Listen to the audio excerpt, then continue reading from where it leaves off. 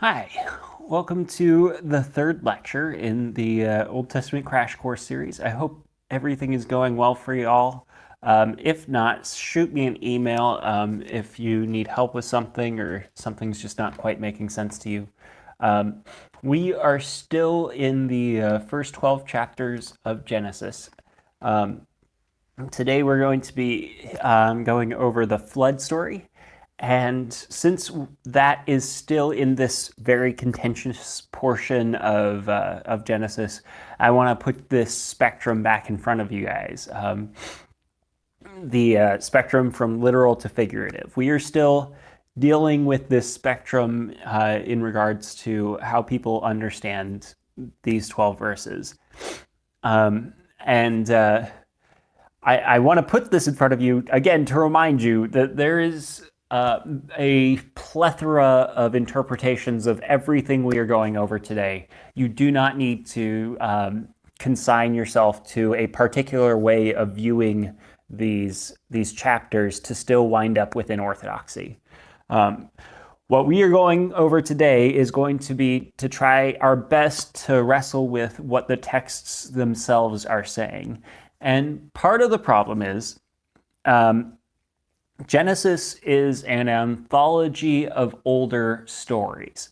The final work of Genesis that is in the received tradition hints at larger narratives that we have lost. And that is especially true of these first 12 chapters. These first 12 chapters mention in short stories that the author assumes the reader knows better.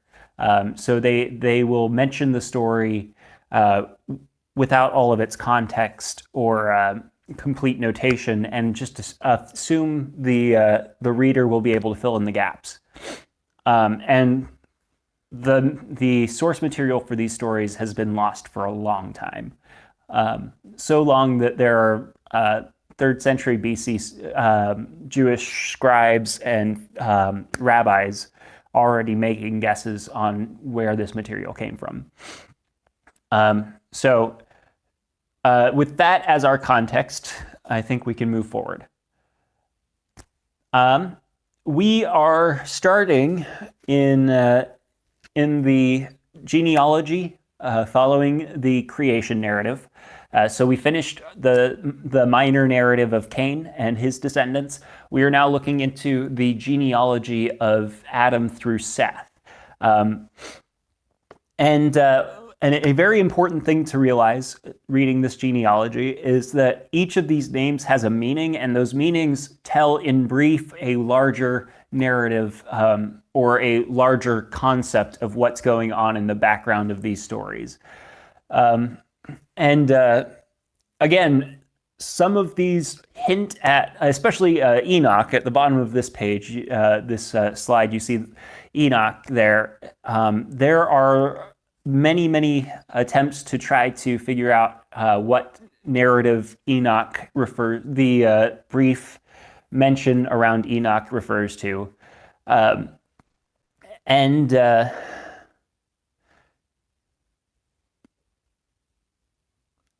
Anyway, not important. So just going through this list, Adam just means human, but not just man. It means human, the whole species of humankind, and not just Hebrew, which is a departure from other Near Eastern mythologies. Most ancient mythologies, the creation of man centers around the creation of the ethnicity of the people group telling the stories. One of the major departures of the Bible from that convention is that the Bible starts with the creation of all humanity, not just the Hebrew people. So the son of Adam is Seth, which means tumult, referring both to his being born outside the garden. Presumably, Cain and Abel were born either shortly after Adam and Eve left the garden or shortly before they left. But Seth is truly and fully born outside the garden narrative, and after some time has passed and Adam and Eve have lived outside the garden for some time. And not only that, he's born after the tumultuous act of Cain killing his brother, being the first murderer.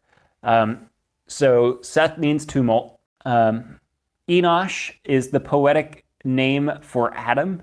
It is used throughout the Psalms to refer to humanity. Enosh also, however, because of the vowel pointings, emphasizes the frailty of humanity. And these are things that have been pointed out by men far smarter than me, who understand Hebrew far better.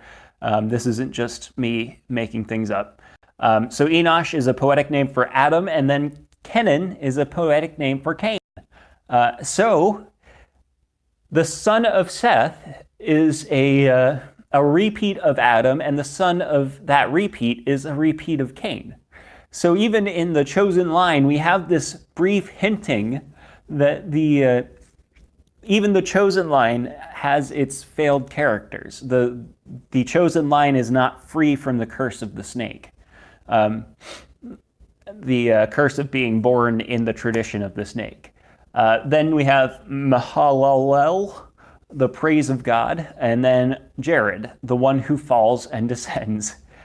So again, you have this cycle where even the son of Kenan is another analog of Adam, and then Jared is another analog of Cain. And we have this cycle continuing. And then we get to Enoch. Enoch has this very brief phrase attached to the end of that of his names mentioned in the genealogy, saying that the days of Enoch were 365. Enoch walked with God, and he was not, for God took him. And there's some speculation in later scholarship about what that phrase particularly refers to. There are a lot of later, especially Christian writers, who envision that to mean that Enoch was taken up in chariots of fire, similar to the way that Elijah was.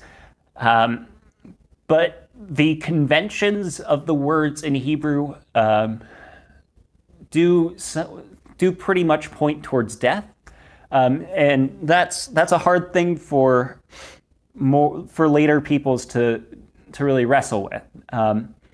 Enoch walked with God, and then because of God, he was not, because God took him.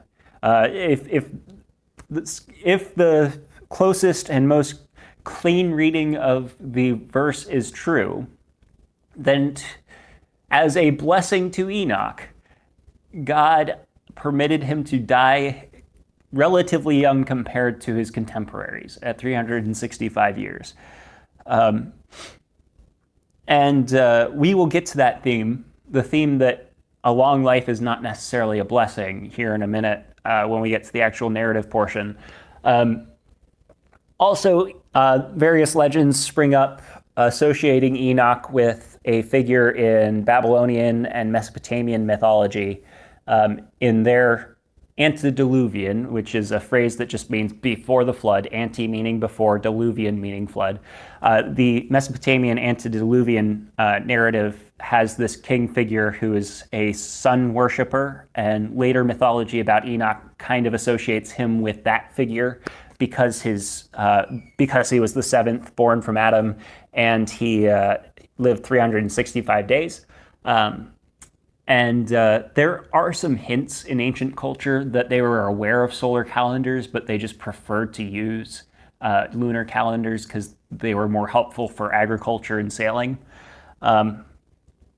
But those later Hebrew myths associate Enoch with being the founder of the solar calendar, the inventor of the solar calendar. The son of Enoch is Methuselah, which means man of the spear or dart, and it contrasts with Mehujael, struck by God, and Methushael, man of God, who are both in the line of Cain. Methuselah, man of the spear, is the longest living human in the scriptures. But his name indicates that he is a bloodthirsty human. There's some military quality about him, which in this narrative is a very negative thing. And it contrasts. His super long life contrasts with Enoch's more conservative lifespan of 365 years. And then the son of Methuselah is Lamech, who's the same name as the seventh generation from Adam in Cain's line, which means strong young man. It's a word borrowed from Arabic. And then the son of Lamech is Noah, which literally means to take a deep breath or to rest. And he's the 10th generation from Adam. And a 10th generation in the conventions of the Genesis narratives. The anthologists who composed Genesis would use 10-generation genealogies to delineate major portions of the narrative. So this delineation is the end of the antediluvian period. This 10th generation line is indicating that the narrative that follows ends the antediluvian portion. Or actually, it separates the creation narrative from the deluge. And then Noah's children will be another 10 generations, and that'll separate the deluge narrative from the post-deluge narrative. So let's see, what do I have here? Okay, yeah, so history repeats itself, not just in the line of Cain, but in the line of Seth. The tendency to act like the firstborn of day 6 is strong in both bloodlines. And that is hinted to more in the meaning of the names than in the actual narrative portions that are few and far between within the genealogies themselves.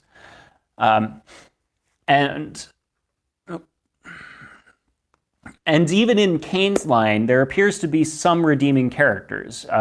Lamech's children are a repeat of both Cain and Abel, the children of one wife being pastoralists and musicians, and the children of another making farmers' tools and starting commerce.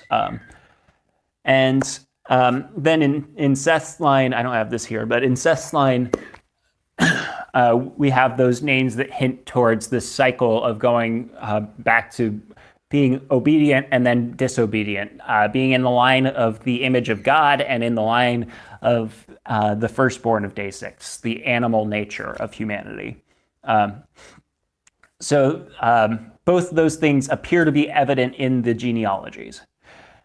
A question I was asked was, did they really live 800 years back then? And it really depends on who you ask. And we need to, again, this is part of the reason I put that spectrum in front of you at the beginning of the lecture. One thing, calendars, like what we think of calendars, the types of calendars we're used to didn't begin to appear until about 6 to 500 BC. But ancient peoples did measure extended periods of time roughly equated to a year, at least beginning about 9,000 to 8,000 BC, back when agriculture really began to take off. So it is reasonable. It is reasonable to expect that whoever first wrote these traditions down was fully aware of how long a year was. The received tradition does assume that the years will be understood as lunar years, which means about 11 days shy of a solar year, typically made up of 30-ish day months. And it makes a moral claim about the potential, the tradition makes a moral claim about the potential for evil humans have when their lifespan isn't limited, the way it is in Genesis chapter 6, verse 3, which reads, Then the Lord said, My spirit will not abide in man forever, for he is flesh. His days will be 120 years. And this, I hinted to this when we talked about Enoch and Methuselah. Enoch was blessed by God, and as a reward, God permitted him to die young, relatively young compared to his contemporaries. Methuselah, whose name means man of the spear or man of violence, is permitted to live a whole lifespan in terms of what those other contemporary lifespans were. So the Bible is making a moral claim in this genealogy about the lifespans of man not necessarily being blessed the longer they live. That a prolonged life for human beings actually makes it more likely that we will sin and corrupt the earth underneath us. And so our limited lifespans are in that regard a blessing. And before we move on from that topic, we also have to recognize that the traditions that this is coming from, the contemporary traditions, for instance, the antediluvian traditions of Mesopotamia, some of those individuals in their king lists lived for 36 to 48,000 years. So even in the Hebrew Bible's rendering of how long these individuals lived, it's still very conservative compared to the cultures surrounding them. The culture surrounding them gave ridiculously immeasurable lifespans to these antediluvian characters. And the Bible is still significantly longer than we would expect to see, but it still limits those lifespans in ways that knock against the mythologies of the surrounding cultures. There are repetitions of numbers in and throughout Genesis, 6s, 8s, 9s, 12s, and their multiples. And these repetitions seem to suggest a figurative significance to the numbers, most of that figurative meaning has been lost to time. So the numbers, even if they are real numbers, do have a figurative significance to them. So did they? Did they actually live 800 years? I don't know. You don't know. God knows. And the faith lesson that our limits are there in part to protect us is more important than whether or not those numbers are real. Chances are any symbolism the numbers would have elucidated more about the any symbolism to the numbers would have done more to elucidate our understanding of the individual characters rather than giving a larger faith lesson. So the major lesson has survived in spite of the loss of the numeric symbology. It is the central point of those numbers being included. It's not so that we can go count back from, I guess Ahab's probably the closest living individual in the biblical narrative that we can actually definitively put a 5 to 10 year approximation on. It's not so that we can go back from Ahab all the way to Adam and figure out exactly when the world was made. It's so that we understand that our lifespan's being limited. The fact that we don't live 800 years is more a blessing than a curse. It may feel like a curse to us sometimes when we have to wrestle with death, but it is there to prevent us from doing more evil. And that's the main purpose of it. So moving on. Where do we divide chapters 5 through 7? Because that has an impact on how we understand this little humdinger here. When man began to multiply on the face of the land, and daughters were born to them, the sons of God saw that the daughters of man were attractive, and they took as their wives any they chose. Then the Lord said, "My spirit will not abide in man forever, for he is flesh, and his days shall be 120 years." The Nephilim were on the earth in those days, and also afterwards. When the sons of God came into the daughters of man, and they bore children to them, these were the mighty men who were of old, the men of renown. The Lord saw the wickedness of man was great in the earth, and that every intention of the thought of his heart was only evil continually.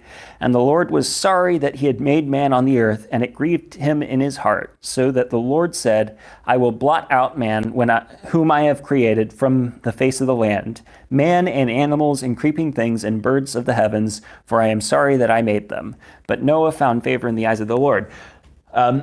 That section there Scholars are divided on what portions of it belong to the genealogy that came before that, and what portions of it belong to the Noah narrative, if any belong to either.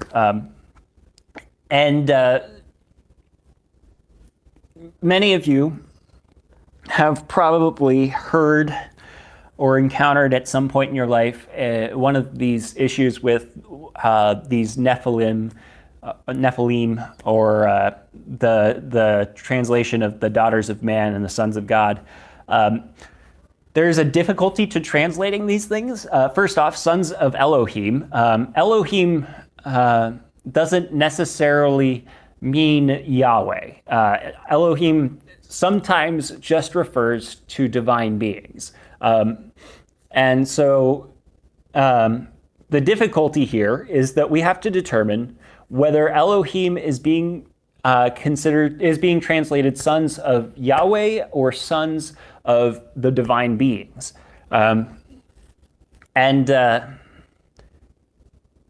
Sons of the divine beings, sons of Yahweh even, can sometimes refer to humans and sometimes refer to the divine beings, which we call angels, which is kind of a misnomer.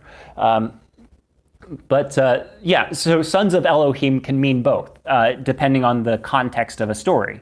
And in the earlier context of Genesis, sons of God means humans.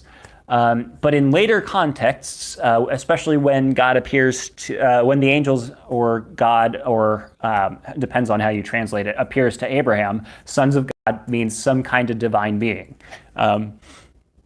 And so that's a difficulty we have here, and that's why it really matters to decide whether or not this tiny little section, or at least part of it, belongs to what precedes, or whether it's its own unique section. And text criticism complicates that debate because we talked about the Elohist and the Yahwist, who are these two figures, these two voices that seem to be speaking into the final compilation of Genesis. If the Elohist was the one speaking in this section, then almost certainly the translation would be that the sons of God is referring to human beings of some strata or significance. If the Yahwist is the one speaking here, then sons of God probably does refer to the divine beings, or angels as we would call them. So let's see. So we have to ask if there's a consistent strain coming all the way from chapter 1, verse 1 to chapter 6, verse 4, in which case sons of God would refer to humans. And if it's not the case, the meaning is anyone's guess. Other explanations include actual spiritual beings actually copulating with human beings. And if that's the case, it would be the Hebrew way of understanding the semi-divine heroes of other cultures. Think Gilgamesh and Heracles, or Hercules, Osiris, and doing so without glorifying them as actual sons of deities, which is possible. The Genesis narrative does seem at several places to intentionally contradict contemporary stories from the surrounding region. And we have to remember, Genesis is a compilation of earlier narratives. It is an anthologist working with older material that is now lost. And that anthologist lived in a time and a place where other mythologies had sprung up. So claiming that the mythologist was contradicting contemporary culture is not saying that these stories are not older. It is saying that the person who is handing these stories down to us is living at a time and a place where other stories also exist. Sons of God could refer to those of the chosen line of Seth, while daughters of Adam would refer to the beast-like line of Cain. In which case there's some ethnic issue going on here. That is possible as well. Both of these explanations have a lot of scholarship backing them up. Both of those, the one suggesting that it's actual spiritual beings copulating with actual human beings, is probably the more popular, especially among Jewish circles. And Christian mystic traditions, especially the ones that elevate the role of Satan. It is also possible that sons of God just means male human beings and daughters of Adam just means female human beings, because both titles are appropriate for both things. And if that's the case, then the increase of humans on the earth is creating such disorder that it is destabilizing the earth and causing God pain, like actual pain, when in fact God commanded them to increase on the earth because his intention was for them to spread order. But it seems that their spreading is doing the exact opposite. And that's the third option. That is a more contemporary interpretation, but it is borne out by the actual usage of the terms. This is not departing from the usage of the terms throughout the rest of Scripture. And then we have to deal with the fact that there's this Nephilim word that appears here. In Numbers, the Nephilim are mentioned by the scouts that go into the Promised Land and come back and say there are these giants of the Nephilim. And that instance has colored how people have interpreted this presumably earlier text. Nephilim is possibly interpreted as either fallen one, disgraced one, or birthed one. So later Jews certainly associated them with these giant semi-divine superhumans of later myths like Heracles and Gilgamesh. And the phrase, they were mighty ones of the long time ago, ish, meaning the general word for human of the name. And that phrase, as difficult as it is to translate, kind of complicates matters because it does associate them with these semi-divine heroes. And that creates some worldview issues, in part because of later theology about what the divine beings are and what they are and are not capable of. It does seem, well, where do I go with this? It does seem that whatever's happening here, regardless of which of the three main interpretive understandings you go with, that the mixing, whatever is happening, is in the subtext, there is some attempt going on by humanity to reclaim divinity, in the same vein that Adam and Eve taking the fruit was a grab towards divinity. And that is the context in which God's response is appropriate. God says, my ruach, my spirit, sorry, I keep tapping that mic, my ruach will not abide in Adam forever because he also is flesh. So regardless of what's going on, God is reaffirming that humanity, in spite of his being his representatives with his breath animating them, humanity is still just a creature. And humanity will have a limited life accordingly. And God's anger towards what's going on here, if we are to understand this as the Hebrew understanding of where these superhumans came from, paints those superhumans in a much darker light than their contemporary cultures would have. They are not heroes in Israel. They are monsters, born in the tradition of the snake that cause corruption on the earth. They are not divine beings. They are mortal. So the Lord saw that the wickedness of Adam, not the Nephilim necessarily, but Adam, was great on the earth. So Genesis chapter 6, verses 5 through 7 is the most emphatic condemnation in Scripture. We read it just a second ago, but just to refresh your memory. And the Lord was sorry that he had made man on earth, and it grieved him in his heart. So the Lord said, I will blot out man, whom I have created, from the face of the land, man and animals. Sorry, I started too late there. Back up to verse 5. The Lord saw that the wickedness of man was great on the earth, and that every intention of the thoughts of his heart was only evil continually. And the Lord was sorry that he had made man on earth, and it grieved him to his heart. So the Lord said, I will blot out man, whom I have created, from the face of the land, man and animals and creeping things and birds of the heavens, for I am sorry that I made them. It's the most emphatic condemnation in Scripture. Only evil continually. Every thought of the hearts of man is only evil continually. So we need to pay attention to the explicit wording of verse 7 too. This every man, beast, creature, and bird. It's pointing us towards the creation narrative. It is calling back to our memory the created order.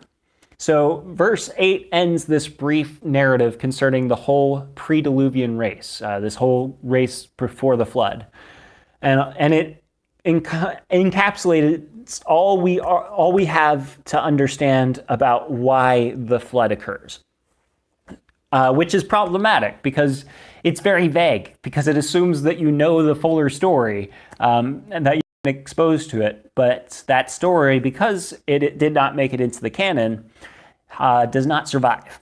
And we don't know it. So we aren't fully sure what exactly it is that humans did to corrupt the earth so badly that the very pillars upon which creation is resting are damaged beyond repair. But that's what happens here. Verse 7 called our minds back to the creation narrative, specifically to tell us that God is doing this because human sin has brought the whole system down. Verse 9 tells us these are the generations. And as we said in previous lectures, that is an indicator that the story is moving on. We are going into a new section of the story. And that's my argument for why that portion about the Nephilim and the sons of God and the daughters of man belongs with the earlier creation narrative, or at least the genealogy that precedes the Noah narrative portion. And it's more to tell us about the state of things in the world than anything specific regarding Noah and his character.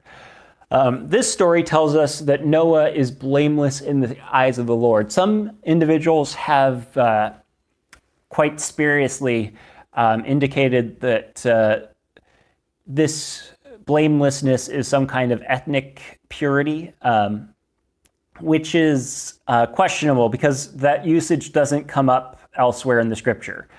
So it's not really supported as a translation. It universally is used as morally consistent or acting with integrity.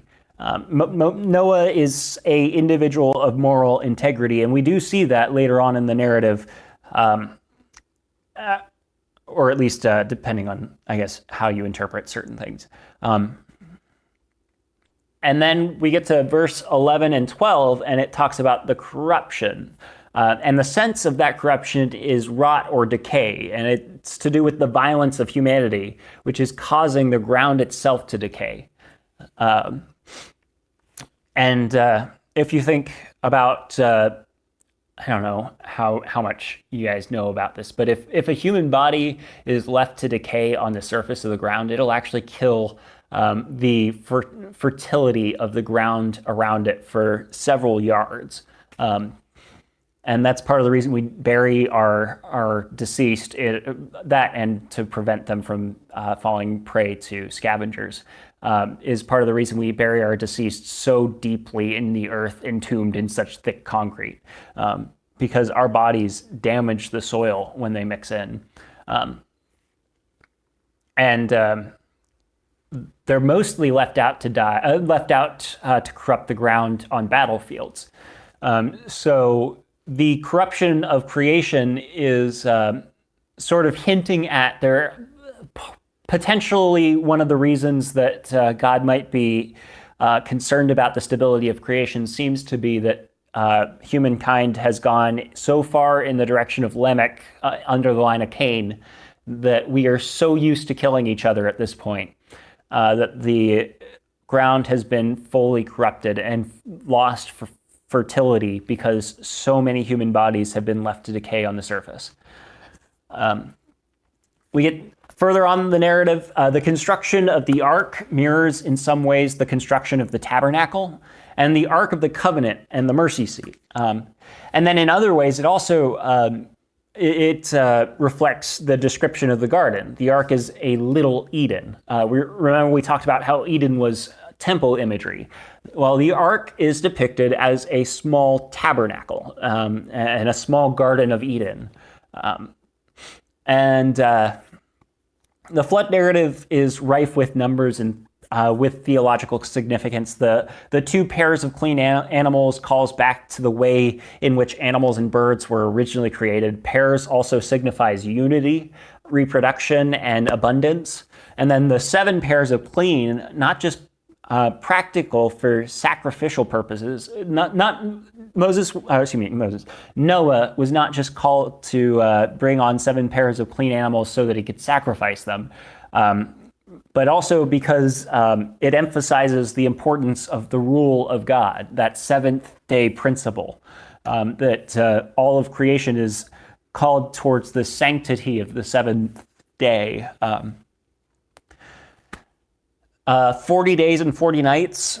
40 variously represents the end of an age or a generation, the completion of a blessing or a curse. It represents, in some cases, the grave, the fulfillment of a promise, and potentially quite a few other related concepts to that. 40 is a very numerologically significant number. But primarily it indicates, 40 years indicates the end of a generation. 600, literally 6 long times or 6 ages or 6 epochs, is the age Noah is when he enters the ark. And Noah becomes the new Adam. He's reborn at the 6th age he lives through, just as Adam was born on the 6th day. So Noah being associated with this 6 is painting him as this new Adam figure. And the flood comes on the 7th day, the day of God's dominion, where God gives rest. So God is giving creation rest from humanity by unmaking it. So these numbers are important. I know I'm going through these kind of quick, but that's because we have a lot to get through, and we are already 40 minutes in. The book of Genesis, in chapter 7, we are introduced to the concept of the flood. And God tells Noah to go into the ark with all his household and with all the animals. Noah's 600 years when this happens. And in the 600th year of Noah's life, in the 2nd month, on the 7th day of the month, on that day, all the fountains of the great deep burst forth, and the windows of the heavens were opened. And the rains fell upon the earth 40 days and 40 nights. The word for great deep, when it talks about the fountains, the word for great deep there is tehom, which refers to this primordial water that we talked about back in the creation narrative. Tehom is the Hebrew word for Tiamat, which is the ancient Babylonian chaos monster, serpent deity thing. And in the Hebrew Bible, it's the chaotic waters that God separates without struggle or command. The Hebrew scriptures de-deifies. It removes the deity-ness of this chaotic waters. But it retains the association of those waters with chaos and death. So the fountains of this ancient primordial chaotic water from underneath the earth break open, and chaos begins to flood back into the surface of the world. Chaos and death begins to flood back into the surface of the world. And then floodgates of the heavens literally translates into windows or holes in the wall, in the walls of the heavens. And it's this idea that the ancient primordial chaos waters that were removed into the upper heavens are being allowed back into the creation bubble. And essentially what's happening here is this bubble God makes, when God separates out the waters below and the waters above to make room for life, that bubble is popping and creation is being unmade. So this is not just a worldwide flood. This is a creation destroying flood, like the whole creation. The cosmic horizons, the whole imaginative horizons of what the Hebrews observed as the cosmos are being unmade. That is what is happening in the flood. Now, whatever the physical reality of the flood was, again, the Hebrews are working from a particular limited understanding of the world and how it works. They had no concept that the stars in the sky were big flaming balls billions and billions of miles away. They had no concept that the heavens also contained other planets. All they knew was there was water up there, water down there, and there's this bubble here that God's maintaining that keeps us safe, and that bubble burst. And that's what's going on in their understanding of this flood. Mabal, which is the word for the flood, is no ordinary flood. The bubble of creation has collapsed, and there's nothing but ancient chaos all over again. Chapter 7, verses 18 through 24 uses creation imagery to describe the full uncreation of the world. And then verse 24 says it lasted for 150 days, which is 5 months on a revolving 30-day calendar. The symbolism for that is uncertain. It does seem to be pointing to the unmaking of the habitat of the birds of the sky and the fish in the sea. Back if we use the numerology of the creation narrative. Then we get to chapter 8. And it starts with God remembered. And here's a vocabulary word for you. You don't have to memorize it, but the word is anthropopathism. And it's, in theology, it is a word that means the attributing of human thought patterns or emotions or pathisms to the divine being or to animals. So anthropopathism is when God remembers. Obviously, God is omniscient. He never forgets. When God regrets, obviously God is omniscient. He knew what was going to happen, and he accepted it as what was going to happen anyway, but he still has feelings and emotions and is an immanent God and a real personality. And we have a limited understanding of how to communicate that reality. So we use human terms. And when God changes his mind, obviously God knows how things are going to unfold. And we are limited in our speech and in our language. So we use anthropopathism and anthropomorphism to describe God in theological writings sometimes. Anthropomorphism being the attributing of human characteristics, talking about like God's hands or God's eyes. And then the verse reads, God caused his ruach to pass over the earth and the waters subsided. And this echoes the creation poem again, back when the Spirit of God, the ruach of God, hovered over the waters. It is a reimposition of order into the chaotic waters of the primordial deep. God is remaking the bubble. He closes up the floodgates and the sky holes, and God is parting the waters to make way for life again. It takes a lot longer this time. The ark lands in the mountains of Ararat. Other documents from the time identify the region of Ararat with the mountain range north of Mesopotamia, in the region where the sources of the Tigris and Euphrates are, potentially somewhere in modern-day Kurdish Iraq, just north of the Turkish border. Also, another possibility is in Armenia. We're not really sure. We get to this portion of the narrative where Noah starts to release birds. No reason is really given to us for why Noah releases the first one, the raven. Ravens do symbolize death, so there's a couple of possibilities for why. First off, the bird doesn't come back, presumably because there's still floating bodies around for it to eat. And that is kind of gross to think about. It is possible that he releases the raven as a symbol that death is leaving. The waters are receding. God has stopped up the floodgates and the holes in the heaven, and so he's releasing this bird to signify that death is being let go. And then 7 days later, he releases a dove. And the doves are not. They're a little more picky with what they eat and where they rest than ravens are. So the dove comes back and he checks the dove's feet for dirt, essentially checking to make sure that the dove never actually landed anywhere. And she hasn't. So he takes her back in. And then 7 days later, he sets her out again.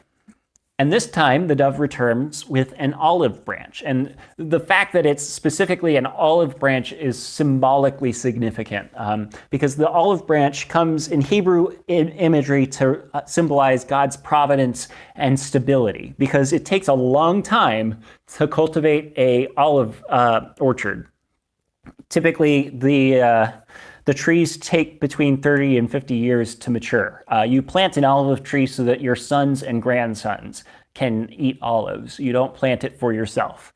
So that's what's going on here is the dove returns with an olive branch, symbolizing that the world is fertile again.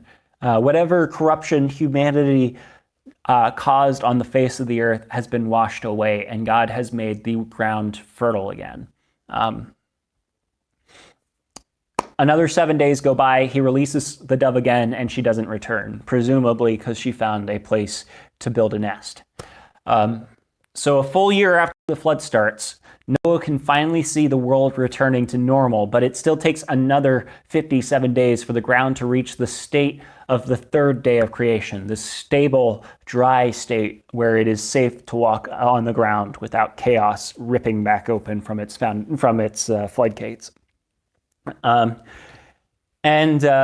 that point, God orders Noah to disembark. I don't know if I'll have time to do this, so I don't want to promise this, but I might at some point release a bonus lecture about all of the contrasts between this narrative and the flood story in Babylon of Utnapishtim, which survives in the larger epic of Gilgamesh. I'm sure some of you are a little familiar with this. I'd be surprised if most of you were very familiar with it. I wasn't actually that familiar with it until college, and I specifically studied these things. But one of the major contrasts between the two narratives is Utnapishtim escapes not because the gods preserved him, but because a god rebelled against the council of the gods and thought that they were acting without foresight. God preserves Noah not because he has the foresight to preserve him, but because Noah was acting in a way that was consistent with how God wanted humanity to act. And God orders Noah out of the ark, where Utnapishtim, out of his own gumption, opens up his ark and gets out. And there are a bunch of other differences. Like I said, I don't have time to get into this now, but I would love to try to get together an additional lecture about these differences because they're fascinating. And they really, the contrast between the Babylonian narrative and, actually it's Sumerian translated into Babylonian, but the Babylonian narrative and the biblical narrative tell us a lot about who the Hebrew Bible says our God is. So I do want to try to get to that. Later on in the chapter, in chapter 8, the command to multiply and fill the earth is reestablished.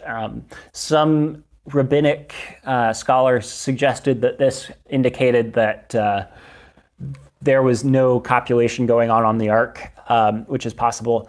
And then after that, humans were given the opportunity, and as well as animals were given the opportunity to fill the earth again. The earth was stabilized to the point where they could spread out again without damaging it.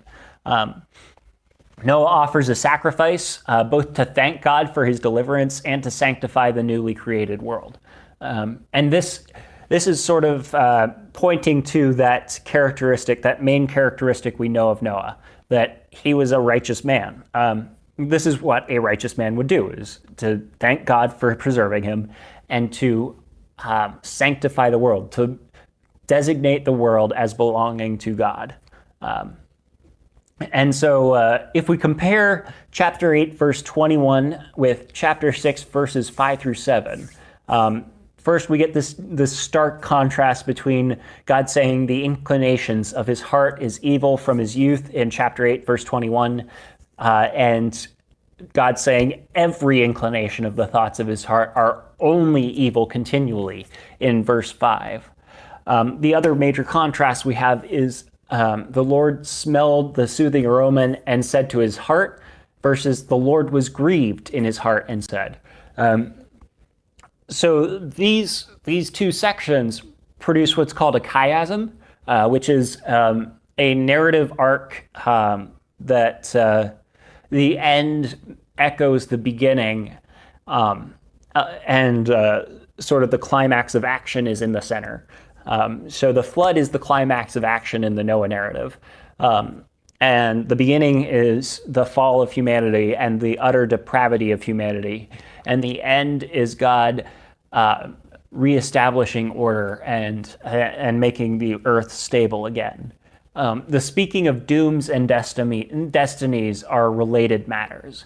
When God spoke the doom of the collapse of creation and the order of creation on account of human folly in chapter 6, it is echoed in chapter 8 when he speaks the destiny of the security of creation in spite of human folly. In chapter 9, God interacts directly with Noah and his descendants, and we get to this section that is both reassuring and tragic. God again tells Noah to be fruitful and multiply. And then he says, the fear of you and the dread of you shall be upon every beast of the earth and upon every bird of the heavens, upon everything that creeps on the ground and on the fish of the sea. Into your hand they are delivered. Every moving thing that lives shall be food for you. And as I gave you the green plants, I give you everything. But you shall not eat flesh with its lifeblood in it. And for you and for your lifeblood, I will require a reckoning. From every beast I will require it, and from every man. From his fellow man I will require a reckoning for the life of man. Whoever sheds the blood of man, by man his blood shall be shed. For God made man in his own image. The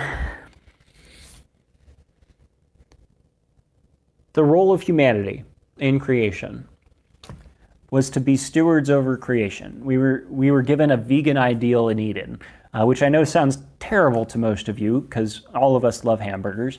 But the vegan ideal in Eden was this ideal where humans and animals lived in such harmony and such unity with each other that death was not necessary.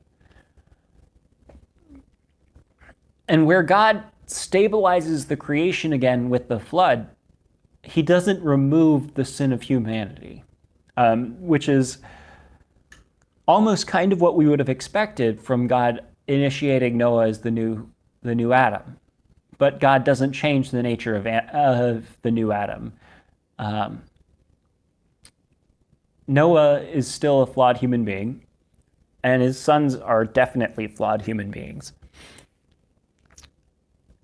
And the perfect relationship of Adam and the animals won't be seen again on the earth until it's remade again. The vegan ideal is completely lost. Human command over creation is affirmed here, but in this concession that's made to allow us to eat meat is also the implication that our connection to creation is more damaged than it was before, not less. Animals now fear us. They do not obey us. But God also says life belongs to him, not to Adam, not to the race of Adam. We are given permission to eat animals, but they are not fully our belongings. They still belong to God. The life of creatures still belongs to God. The theme of not eating blood actually comes up quite a bit throughout the Old Testament, because a lot of the cultures surrounding them partake of the practice of eating the blood of creatures in order to gain their vitality, or eating their hearts where the blood is pumped. But in the Noah narrative, it is specifically prohibited to all humans, not just the race of Abraham. All humans are told we're not to eat blood because life belongs to God, not to us. And then he makes this unique command about human life, reaffirming that human life, even though it is currently broken, even though the way in which we reflect our Creator is the same way that a broken mirror reflects our image, human life is still sacred. So murder violates the most basic principle of human life. This is the first, in terms of the order of Scripture, this is the first commandment against murder. And it's couched not in the prevention of blood feuds like other commands about murders in other cultures. The Babylonians and the Assyrians have commands about murder that give permission to the brother or closest kin of the murdered to take the life of the one who murdered them. That tended to create blood feuds. It was intended to stop blood feuds, but it tended to create blood feuds. The first commandment in the Hebrew Bible makes it everyone's problem. It reaffirms that all the sons of Adam are brothers, and that when one of us is murdered, all of us have a responsibility to respond. And that murder is not a small crime. It is not a crime that can be just brushed under the rug. God requires life from those who take the life of his image. This is where the later commands about slaying ox that gores a human being and not eating its flesh because it's cursed come from. They're couched in this idea that human life is so sacred, that the image of God is so sacred, that to take it is a major crime, not against the family of the one whose life was taken, but against God himself. Moving on, God then makes this covenant with not just Noah and his sons, but with all of creation. And he sets his war bow in the heavens every time it rains to communicate that he is guardian over creation. In the ancient Near East, the exchange of a weapon in a covenant indicates a pact of mutual protection. And when the exchange is one-sided, when a single individual gives another individual their weapon and their armor, it indicates that the stronger party is promising to protect the weaker. Take the covenant Jonathan makes with David in 1 Samuel chapter 18 as an example.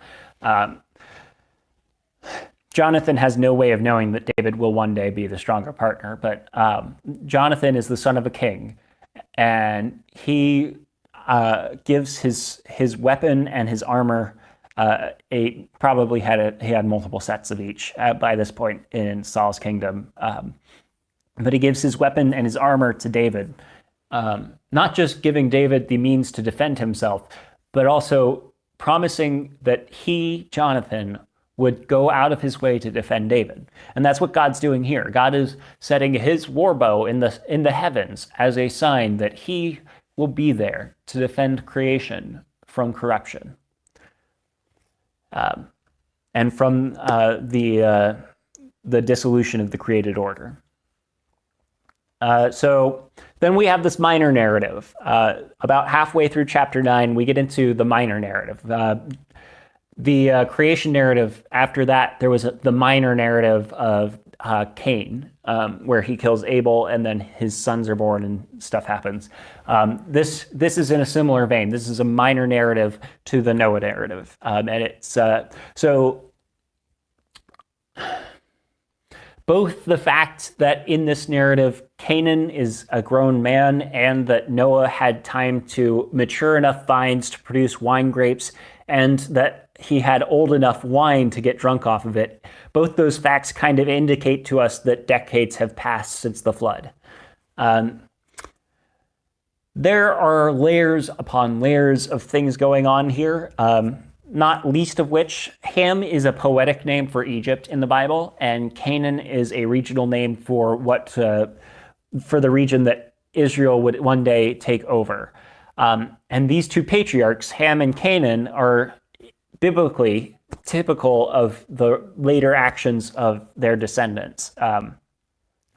The Bible portrays both Egypt and the descendants of Canaan as these incredibly sexually promiscuous people who are very devious, very underhanded. The Bible does not treat Canaan or Egypt kindly.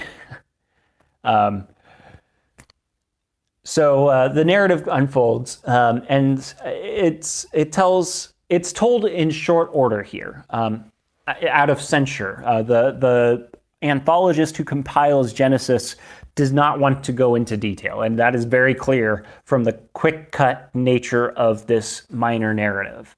And it does assume that the reader's familiar with the larger, now lost legend of what happened between Ham and Noah.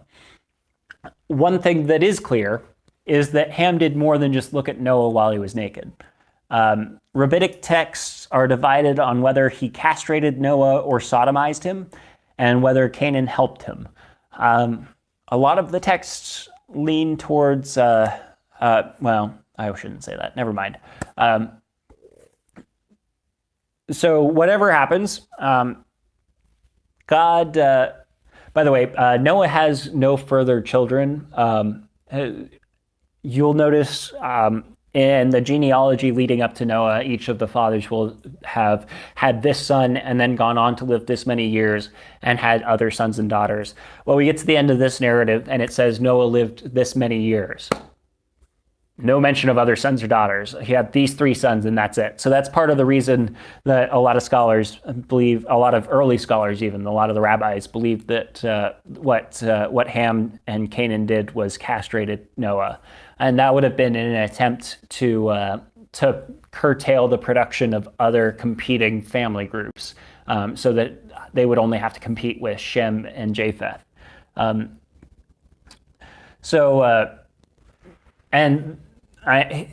Ham was already the thirdborn, and thirdborns do not have great prospects for inheritance. So the fewer inheritors he had to compete with, the better in his mind, presumably, if that's what happened. Anyway, so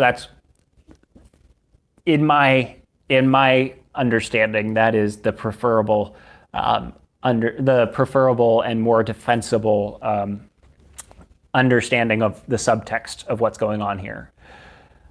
So Noah wakes up. His other sons have covered him again, but he does find out what's happened. And so he gives this curse, and he curses Canaan instead of Ham, which is part of the reason that a lot of scholars and rabbis believe that Canaan was involved in whatever it is Ham did. So he says, "Cursed be Canaan," and then later on he says, "Blessed be the Lord, the God of Shem." Not blessed be Shem, but blessed be the Lord, the God of Shem. And this becomes actually formulaic for blessings, is that rather than blessing the person directly, and this becomes a prayer formula for Israel. Blessed be the Lord, the God of Israel, not blessed be Israel. Blessed be the Lord, the God of Israel. And the idea is that righteous actions point to the work of God, not men. So when we do what we're supposed to do, when we're actually living as the images of God, it points to our Creator. The same way that a statue, when it looks like it's supposed to look, brings praise not to the statue, but to the person who created it. And Shem literally means the name, and it's used poetically to invoke the divine name throughout Hebrew scripture. So Shem is, he's not just one of Noah's sons, he's a typology of what righteous men do and what they look like and what they accomplish. They accomplish blessing to the Lord, their God, not for themselves. Then we get into the Table of Nations. We are almost done. We're going to spend a little bit of time on the Table of Nations. These are the generations of. A major departure from the previous genealogy. In this genealogy, all of the names are either regional names or ethnic names, not necessarily personal names. And it probably depicts the three primary regions of Hebrew global horizons as in line with a particular son's typology rather than actual ethnic relationships. Also, there are some issues even with associating each son with a particular region because both Ham and Shem have descendants in Mesopotamia. Cush is used generally of the people south of Egypt, some certain people group in the Arabian Peninsula, and a people group within Mesopotamia and to the east of Mesopotamia. So there's a lot of problems with trying to associate each of these names with a particular region. And it's more likely, given ancient Near Eastern thought, that this is meant to help us understand the political relationships between these peoples and the ethics that the Hebrews perceived those peoples to have. So anyone born in the line of Ham has ethics similar to Ham, whether or not they were genetically similar peoples. And in certain cases, they almost certainly weren't. In fact, the Israelites and the Canaanites spoke the same language. Israelite is a subform of Canaanite, and Canaanite is a Semitic language. And Semitic is a word that comes from Shem. Literally means language of Shem. And it is a West Semitic language. And they're closely related to the Hebrews genetically. So the Table of Nations is probably has more to do with how the Hebrews conceptualized the world around them than to do with the actual genetic lines of people.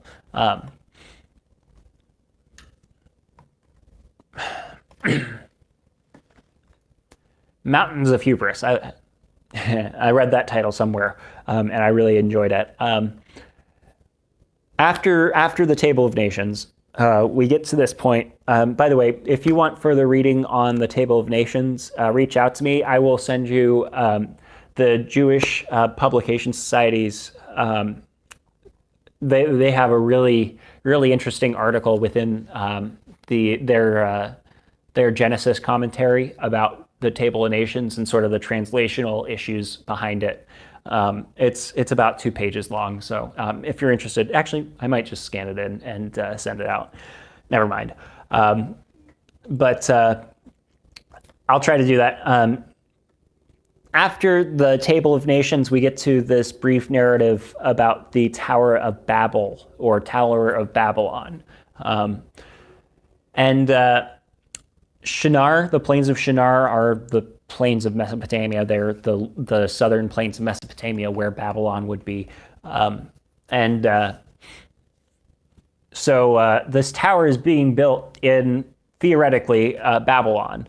And it is an attempt to manufacture Eden. I think last lecture I gave you all a picture of what a ziggurat looks like. It's this steeped pyramid, and they were really common throughout Mesopotamia.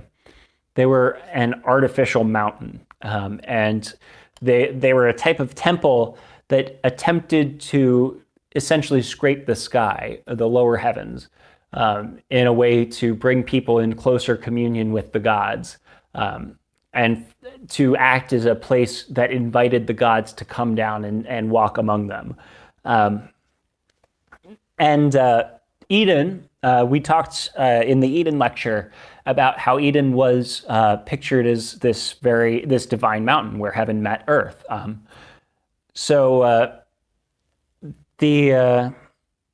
The post-Diluvian race, the descendants of Ham, Shem, and Japheth,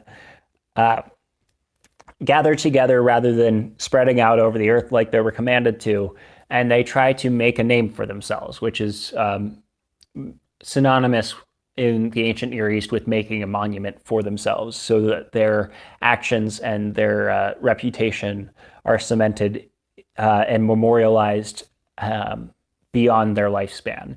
It is a method of attaining immortality in the ancient Near East. That's essentially the purpose of building these great monuments. Like other attempts at immortality in Genesis, God apparently has a problem with humans trying to grab godhood. So ironically, God does come down. Like I said, these mountains were an attempt to invite the gods down so that they would be able to use rituals to manipulate them in Mesopotamia. So ironically, God does come down and he inspects the mountain and he's not happy with it.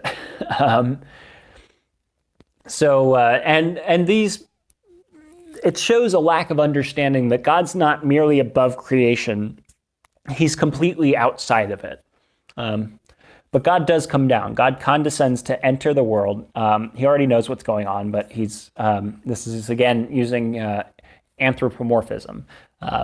God comes down and inspects what's going on, and he says, I'm going to spread them out over the world myself.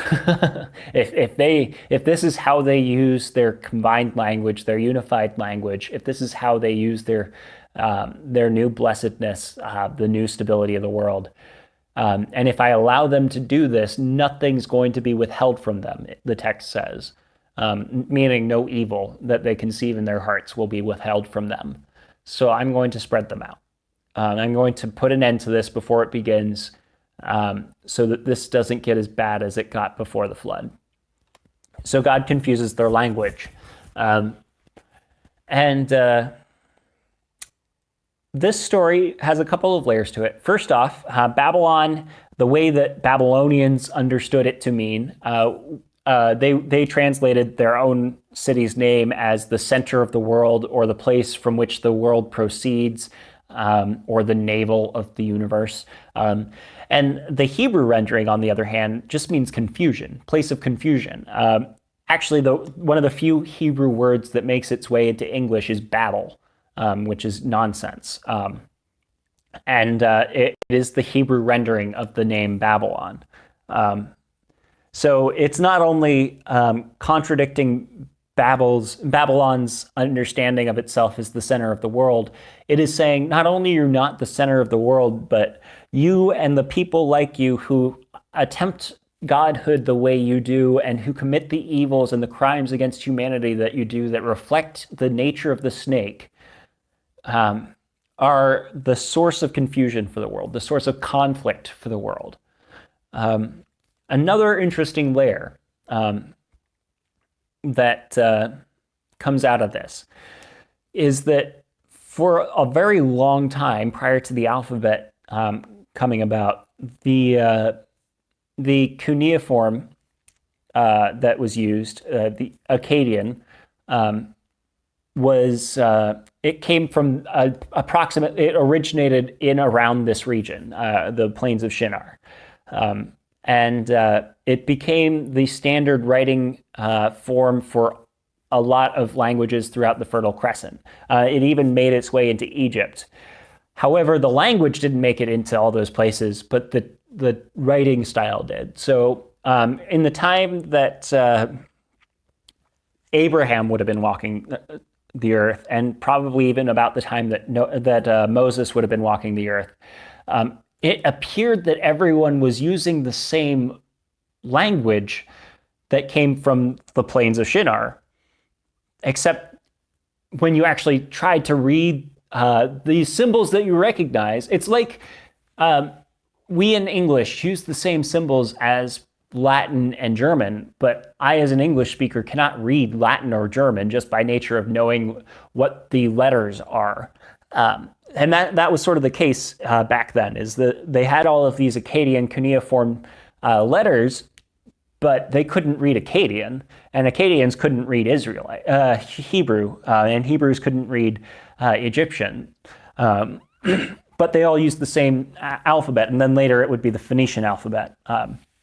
So this is actually this interesting memory reaching back into time of this time and place where all languages originated, or at least all written languages originated from the same writing form. Just an interesting piece of history that for y'all. But that's the end of the some of the most contentious portions of the Genesis narrative. Going forward, there's a lot more scholarship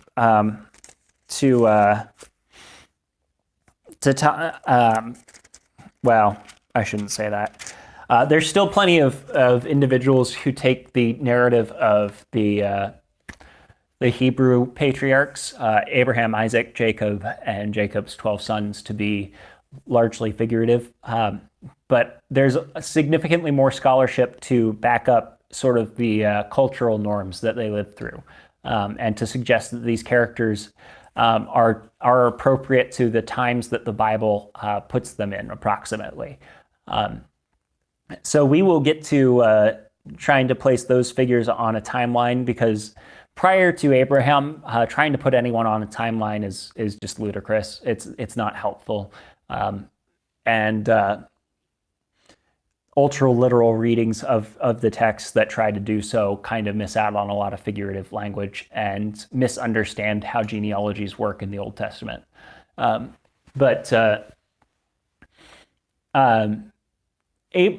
from about Abraham on, there are place names mentioned and people mentioned who are significant enough that we can maybe sort of kind of put a timeline on them, or there's world events or cultural expectations in place that we could maybe sort of put a timeline on them. There's still quite a bit of arguments to be had about when approximately Abraham would have lived. But almost certainly he would have lived about the time of what's called and we will get into this next time, the Hyksos invasion of Egypt. So we are leaving some of the more contentious portions of Scripture, the portions that people argue the most over as far as the historicity of. But going forward, we're going to start moving at a slightly faster pace. We're going to skip over significantly more sections. I felt that because of the questions I was asked regarding this portion, and because just the first 11 chapters of Genesis are so interesting, that I figured I slow down a bit and take us through almost verse by verse for a while there. If there's ever a subject that we do skip over and you'd like us to go back and talk about it, do ask me, and we can maybe have a discussion outside of this format. Anyway, that being said, I hope you all are keeping up with the reading. If you're having trouble accessing the reading schedule on that Google Sheets document, let me know and I will get it to you in a format you can read. But we should be getting close to about midway through Richter now, or maybe a third of the way through Richter now. And Epic of Eden is very helpful in understanding some of these cultural differences between Hebrew thought, ancient Hebrew thought, and modern American thought. So I do hope you guys are keeping up with those, because those will help a lot in your studies as we go forward. Bible Atlas has a helpful map to give you a chance to sort of wrestle with the approximate locations that are being talked about in the Table of Nations, as well as some other cultural expectations that are going into the Genesis narratives. But anyway, I shouldn't go over too much. I already have gone over. I hope you all have a wonderful week, a wonderful couple of weeks. Let me know if there's anything you're wrestling with, and I look forward to having a conversation with you all. Bye.